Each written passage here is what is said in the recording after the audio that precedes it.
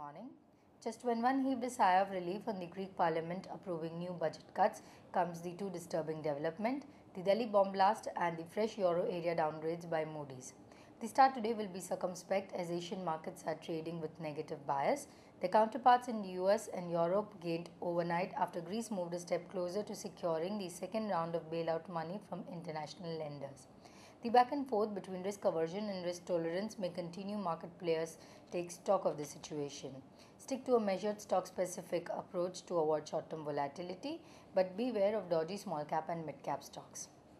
The RBI has decided to change the bank rate with immediate effect by realigning it with the marginal standing facility, which in turn is linked to the policy repo rate under the liquidity adjustment facility.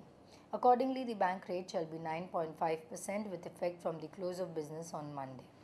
This should be viewed and understood as one-time technical adjustment to align the bank rate with the MSF rate rather than change in the monetary policy stance.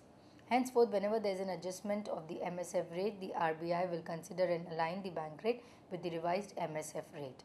All the penal interest rates on shortfall in reserve requirements which are specifically linked to bank rate also stand revised.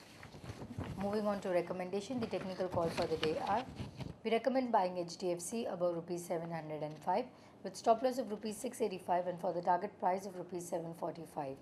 We advise buying BGR Energy above rupees 265 with stop loss of rupees 258 and for the target price of rupees 282. Our derivative strategy for the day is short Federal Bank February futures below rupees 410 for the target price of rupees 398 and a stop loss placed at rupees 416. Thank you. Wish you have a great day ahead.